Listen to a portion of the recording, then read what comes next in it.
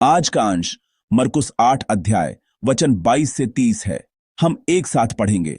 वे बैतसैदा में आए और लोग एक अंधे को उसके पास ले आए और उससे विनती की कि उसको छुए। वह उस अंधे का हाथ पकड़कर उसे गांव के बाहर ले गया और उसकी आंखों में थूक कर उस पर हाथ रखे और उससे पूछा, क्या तू कुछ देखता है? उसने आंख उठाकर कहा, मैं मनुष्यों को देखता हूं। वे मुझे चलते हुए पेड़ों जैसे दिखाई देते हैं। तब उसने दोबारा उसकी आंखों पर हाथ रखे और अंधे ने ध्यान से देखा।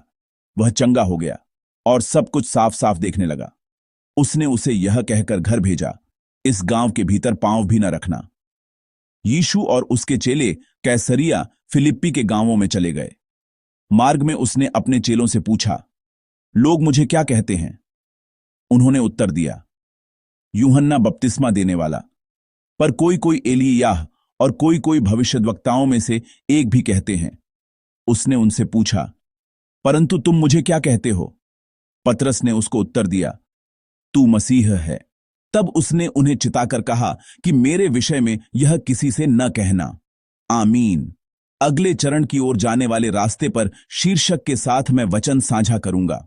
हमने जो वीडियो अभी देखा वह कुछ दिन पहले एक अंतर्राष्ट्रीय खेल प्रतियोगिता का है, जिसमें एक खिलाड़ी को गंभीर चोट लगने के बावजूद उसने अंत तक चुनौती दी और स्वर्ण पदक जीता। बहुत से लोगों ने सोचा कि वह बीच में ही हार मान लेगी, लेकिन उसने अंत तक अपना सर्वश्रेष्ठ प्रदर्शन किया। फाइनल में उसने लगभग एक ड्रामा ही रच दिया। मैंने अब तक जितने भी खेल देखे हैं उनमें यह सबसे भावनात्मक क्षण था। पहली कोशिश में यह खिलाड़ी गिर गई और उसे गंभीर चोट लगी। चोट इतनी गंभीर थी कि वह कुछ देर तक उठ भी नहीं सकी। जब दूसरी कोशिश के लिए खिलाड़ी चोई गाउन स्क्रीन पर दिखाई दी तो कमेंटेटर भी हैरान रह गया, क्योंकि वहां मौजूद सभी लोग शायद यही सोच रहे थे कि चोई गाउन उठ नहीं पाएगी, वह दोबारा कोशिश नहीं कर पाएगी। शायद उन्होंने सोचा था कि उसने हार मान ली है। ऐसा लग रहा था कि दूसरी कोशिश करने की बजाय उसे अस्पताल जाना चाहिए। लेकिन उसने दूसरी कोशिश की, पर फिर से गिर गई और गलती कर बैठी। अब ऐसा लगा कि वह सच में हार मान लेगी, लेकिन वह तीसरी बार फिर से मैदान में उतरी। इस बीच उसने अपने पिता से फोन पर बात की और पिता ने कहा, बस हार मत मानना। इस बात से उसे हिम्मत मिली। तीसरी कोशिश में केवल एक प्रयास में चोई ने उच्चतम अंक प्राप्त करके स्वर्ण पदक जीता। बाद में एक साक्षात्कार में उसने बताया कि जब वह पहली बार गिरी थी तो बोर्ड पर सवारी करना तो दूर, वह चल भी नहीं पा रही थी। वास्तव में पुरस्कार समारोह की ओर जाते हुए खिलाड़ी को बहुत बुरी तरह लंगड़ाते हुए भी देखा गया। सच कहूं तो पहले जब पादरी अपने उपदेशों में विश्व कप या ओलंपिक का उल्लेख करते थे तो मुझे यह पसंद नहीं आता था। मैं सोचता था कि सभी विश्वासियों ने समाचार देखा होगा, प्रसारण देखा होगा, तो फिर मैं छोई गाउन की यह खबर उपदेश की शुरुआत में क्यों बता रहा हूं? जरा सोचिए कि हम सब टीवी पर यह वीडियो देख रहे थे। पहली कोशिश में वह गिर गई और बुरी तरह घायल हो गई, और दूसरी कोशिश में वह मुश्किल से उठी, लेकिन बीच में ही गलती कर बैठी। हम इस मैच को देखते हुए सोचते हैं, अब कोई संभावना नहीं है, पदक जीतना मुश्किल होगा, और हम टीवी चैनल बदल देते हैं। असल में एक प्रसारण कंपनी में ऐसा हुआ भी था। इस खिलाड़ी के मैच का प्रसारण करते समय कुछ चैनलों ने अंतिम चुनौती का सीधा प्रसारण नहीं किया। बहुत से लोगों ने वह क्षण खो दिया। चाहे प्रसारण कंपनी ने प्रसारण न किया हो या दर्शकों ने चैनल बदल दिया हो, किसी भी कारण से मान लीजिए कि हमने केवल पहली और दूसरी कोशिश देखी और तीसरी कोशिश नहीं देख पाए, तो पहली और दूसरी कोशिश देखने वालों के लिए चोई गाउन कैसी खिलाड़ी के रूप में याद रहती?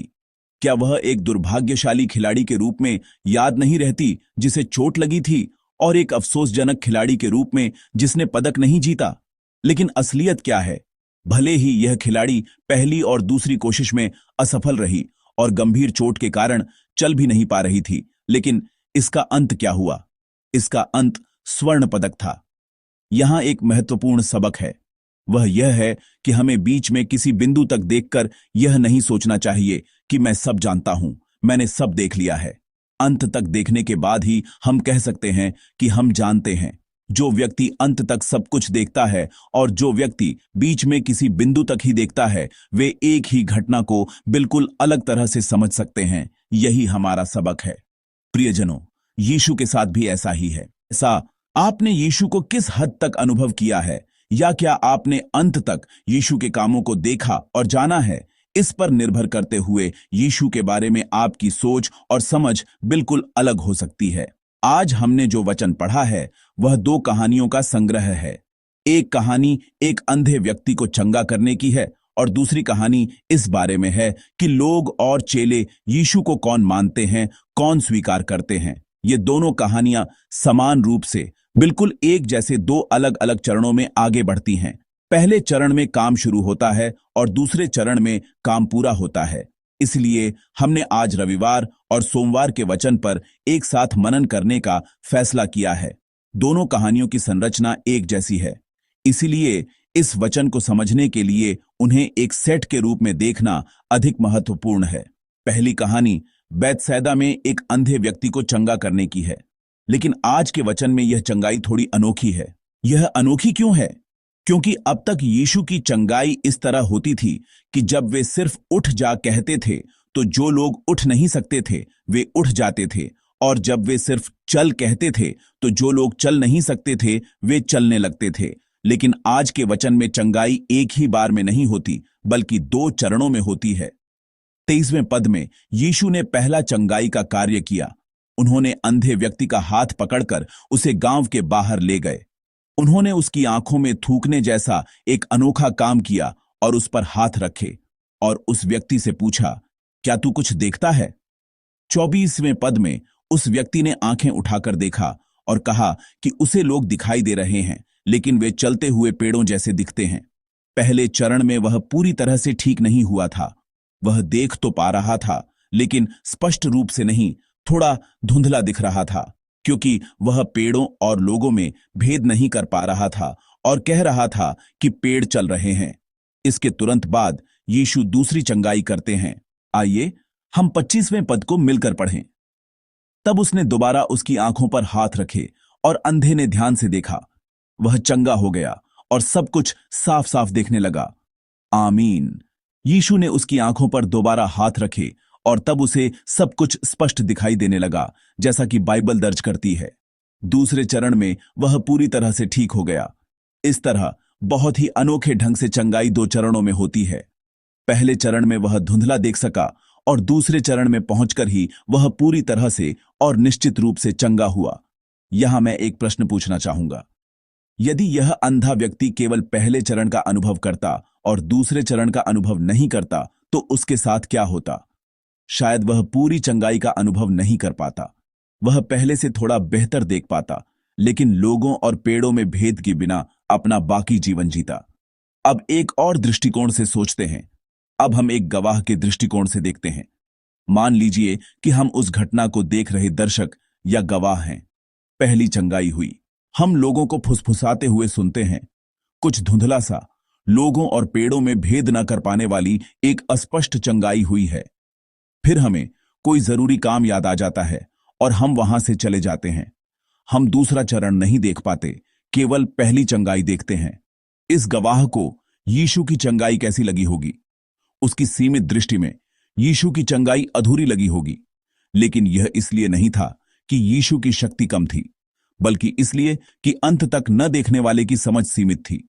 यहां गलतफहमी और त्रुटि हो सकती है। हमें केवल पहले चरण को देखकर निर्णय नहीं लेना चाहिए। दूसरे चरण को देखने के बाद ही हम पूरी तरह से समझ सकते हैं। यही आज के वचन की कहानी का सार है। यह विचार 27वें पद के बाद की दूसरी कहानी में आगे बढ़ता है। यीशु अपने चेलों से पूछते हैं, लोग मुझे क्या कहते हैं?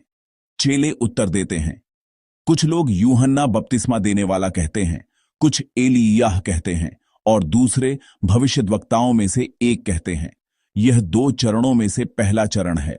जैसे पिछले वचन में अंधे को चंगा करते समय उसे धुंधला दिखाई दे रहा था और वह लोगों और पेड़ों में भेद नहीं कर पा रहा था, वैसे ही यह चरण एक अपूर्ण पहला चरण माना जा सकता है।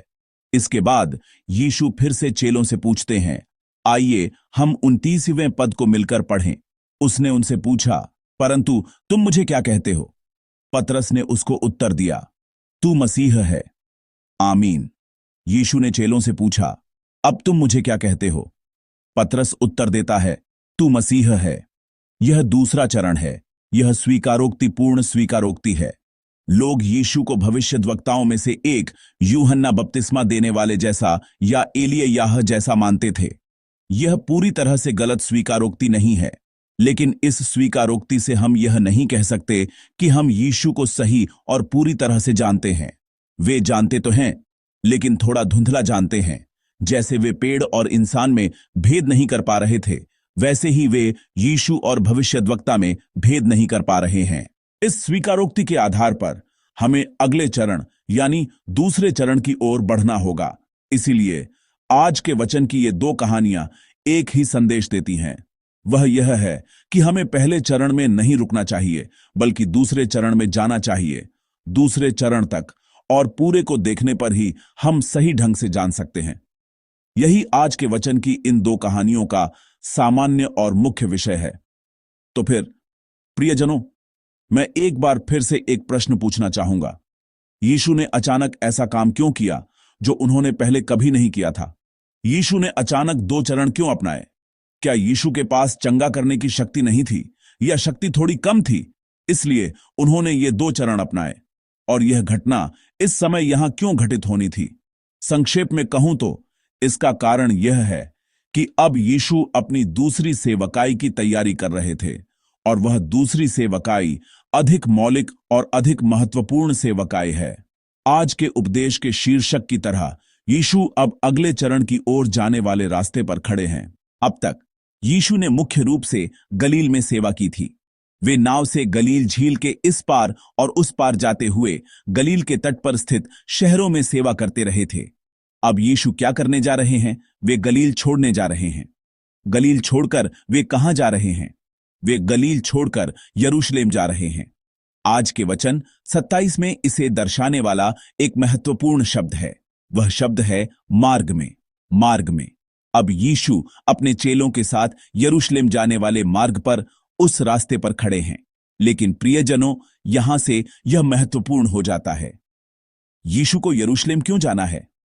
अगला चरण, दूसरा चरण अधिक महत्वपूर्ण है। यही कारण और उद्देश्य है कि यीशु यरूशलेम जा रहे हैं। यीशु का यरूशलेम जाने का उद्देश्य केवल सेवा का स्थान बदलना नहीं है। उन्होंने केवल अधिक लोगों के इकट्ठा होने की जगह धर्म और राजनीति के केंद्र की तलाश में सेवा का स्थान नहीं बदला था। यीशु के यरूशलेम जाने का केवल एक ही कारण था, वह था दुख उठाने के लिए। यीशु यरूशलेम इसलिए गए ताकि वे दुख उठाए और क्रूस पर मरें। दूसरी सेवकाई जो अब शुरू होगी, वह दुख, मृत्यु और पुनरुत्थान है। यीशु यरूशलेम मरने के लिए गए थे, इसलिए दूसरी कहानी महत्वपूर्ण है। यदि हम केवल पहली कहानी देखें तो यीशु की कहानी केवल एक चमत्कार की कहानी है, और यीशु की कहानी केवल एक भविष्यद्वक्ता की कहानी या केवल एक शक्तिशाली व्यक्ति की कहानी है। लेकिन इस दूसरी कहानी के कारण हमारे यीशु की कहानी बिल्कुल अलग हो जाती है। केवल शारीरिक बीमारियों को ठीक करना, दुष्ट आत्माओं को निकालना और ज्ञान के वचन सुनाना ही नहीं, हमारे यीशु इससे कहीं बढ़कर हैं। वे पूरी मानव जाति को पाप से बचाने वाले हैं। यीशु पूरी मानव जाति पर आए पाप और मृत्यु के श्राप को तोड़ने के लिए आए थे। इसलिए दूसरा चरण महत्वपूर्ण है। यदि हम केवल पहले चरण की सेवकाई को जानते हैं तो यीशु के इस सार, यीशु की इस सच्ची प्रकृति को समझना मुश्किल है। यह केवल धुंधला ही दिखाई देता है। इसलिए इस दूसरे चरण की आवश्यकता है। यीशु ने अंधे को दो चरणों में इसलिए नहीं चंगा किया कि उनके पास चंगा करने की शक्ति नहीं थी। हमारे यीशु अब से शुरू होने वाली दूसरी सेवकाई का चरण कितना महत्वपूर्ण है, इसकी महत्ता हम सभी को बताने के लिए यीशु ने दो चरणों से गुजरते हुए उस अंधे को चंगा किया, क्योंकि यह वही समय है। अभी यरूशलेम जाने से ठीक पहले का समय है। यह अगले चरण की ओर जाने वाला रास्ता है। अब से शुरू होने वाली दूसरी सेवकाई, यह सेवकाई बहुत महत्वपूर्ण है। यह दूसरी सेवकाई ही यीशु के इस पृथ्वी पर मनुष्य के रूप में, दास के रूप में आने का वास्तविक अर्थ, वास्तविक उद्देश्य है। दो चरणों की चंगाई और दो चरणों की स्वीकारोक्ति में अब से सामने आने वाली यीशु की सेवकाई के सार के बारे में गहरा अर्थ उसका मुख्य विषय निहित है। प्रियजनों, पूरे को जानने पर ही हम सच में जानते हैं। यदि चोई गा उनकी पहली और दूसरी कोशिश देखकर ही चैनल बदल दिया होता तो शायद उसके बाद हुए स्वर्ण पदक के इतिहास को नहीं देख पाते। इसी तरह यदि दृष्टिहीन रोगी की पहली चंगाई देखकर ही उस स्थान से चले गए होते तो शायद उसके बाद हुई सच्ची चंगाई, पूर्ण चंगाई, हमारे यीशु की पूर्ण करने की शक्ति को नहीं देख पाते। इसी तरह अब से शुरू होने वाला काम महत्वपूर्ण है। यीशु की सेवकाई का दूसरा चरण शुरू हो रहा है। यदि हम यीशु की सेवकाई के दूसरे चरण को नहीं समझते हैं तो हम अपने यीशु को सही और पूरी तरह से नहीं जान सकते। केवल चमत्कार करने वाले, केवल ज्ञान के वचन सुनाने वाले, इससे हम यह नहीं कह सकते कि हमने अपने यीशु को पर्याप्त रूप से जान लिया है। हम केवल उस स्तर पर रह जाते हैं जहां हम पेड़ और इंसान में भेद नहीं कर पाते। हमारे यीशु अब अगले चरण की ओर जाने वाले रास्ते पर खड़े हैं। वे अब यरूशलेम जाएंगे, वे वहां मरने के लिए जाएंगे। यीशु वहां हमारे लिए मरे। हम इस यीशु में विश्वास के द्वारा पाप से उद्धार पाते हैं। यही हमारे यीशु को सही ढंग से जानना है। हमें यीशु के दुखों को भी जानना होगा, तभी हम यीशु को सही ढंग से जान पाएंगे। और हमें यीशु की मृत्यु को भी जानना होगा, तभी हम यीशु को पूरी तरह से जान पाएंगे, जो सभी बीमारियों को ठीक कर सकते हैं और यहां तक कि मरे हुओं को भी जिला सकते हैं। उन्हें उस मृत्यु के मार्ग पर क्यों जाना पड़ा? इस विरोधाभास को सही ढंग से समझने पर ही हम अपने यीशु को सही ढंग से जान सकते हैं। मैं प्रभु के नाम पर आपको आशीष देता हूं कि आप यीशु को सही ढंग से जानने और सही ढंग से स्वीकार करने वाले यीशु के चेले बने। प्रियजनों, हमारा जीवन भी वैसा ही है। जैसे इन दो चरणों को समझने पर ही हम यीशु को पूरी तरह से समझ सकते हैं, वैसे ही हमें यह गंभीरता से समझना होगा कि हमारे जीवन में भी अगला चरण है। जैसे यीशु अगले चरण की ओर जाने वाले रास्ते पर थे, वैसे ही हमें यह सही ढंग से जानना होगा कि हम भी हमेशा अगले चरण की ओर जाने वाले रास्ते पर हैं। ऐसा कोई जीवन नहीं है जिसमें केवल दुख हो, और ऐसा कोई जीवन नहीं है जिसमें केवल महिमा हो। हम जहां भी खड़े हैं वह हमेशा अगले चरण की ओर जाने वाला रास्ता है। क्या आप अभी दुख की जगह पर खड़े हैं? क्या आप ऐसी पीड़ा और दर्द में हैं कि आप ठीक से सो भी नहीं सकते और ठीक से सांस भी नहीं ले सकते? अगला चरण है, हमारे प्रभु द्वारा तैयार किया गया अगला चरण इंतजार कर रहा है। हम अभी उस अगले चरण की ओर जाने वाले रास्ते पर खड़े हैं। यदि हम थोड़ा सा अपने प्रभु पर भरोसा करें, विश्वास करें और धैर्य रखें, यदि हम थोड़ा सा अपने प्रभु की ओर देखते हुए सहें, तो एक बिल्कुल अलग अगला चरण हमारे सामने प्रकट होगा। इसके विपरीत, क्या आप में से कोई बड़ी महिमा का आनंद ले रहा है और एक सहज जीवन जी रहा है? क्या आप बिना किसी चिंता और परेशानी के जीवन जी रहे हैं? इस समय कभी भी घमंड न करें। यदि हम घमंड करते हैं तो प्रभु तुरंत अगला चरण तैयार करेंगे। मैं आपसे आग्रह करता हूं कि आप हमेशा विनम्रता पूर्वक प्रभु के पास आए, ताकि जो आशीष हम अभी अनुभव कर रहे हैं वह विपत्ति नामक अगले चरण की ओर जाने वाला रास्ता न बन जाए।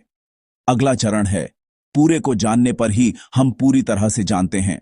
इसे अवश्य याद रखें और दुख नामक अगले चरण के माध्यम से यीशु की पूरी सेवकाई के अर्थ और उद्देश्य को समझें।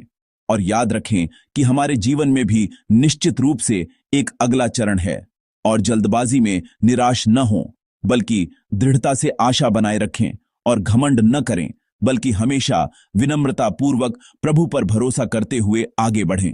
मैं प्रभु के नाम पर आशीष देता हूं कि हमारे प्रिय विश्वासियों का यह सप्ताह और बुधवार से शुरू होने वाला हमारा चालीसा का समय ऐसा ही हो। आइए हम दी गए वचन पर विचार करते हुए दुर्बलता में तू बल है मेरा गीत गाए। प्रभु, तू मेरा सहारा, तू ही मेरा अनमोल खजाना, तू ही मेरा सब कुछ है। तू ही अनमोल मोती पाया जिसे मैंने खोना ना चाहूं। तू ही मेरा सब कुछ है। पाप और लज्जा तूने उठाई, जी उठा और महिमा पाई। तू ही मेरा सब कुछ है। गिरते को तू ही उठाता, प्यासे को तू ही पिलाता। तू ही मेरा सब कुछ है। यीशु मसीह, परमेश्वर का मेमना योग्य है तेरा नाम। यीशु मसीह, परमेश्वर का मेमना योग्य है तेरा नाम। आइए हम प्रार्थना करें। आइए हम मिलकर प्रार्थना करें कि प्रभु हमें दो चरणों को समझने की बुद्धि दें। आइए हम प्रार्थना करें कि हम प्रभु की सेवकाई के दो चरणों को भी याद रखें और जानें और यह विश्वास करें कि हमारे प्रभु हमारे उद्धारकर्ता हैं, प्रभु हमारे मसीह हैं।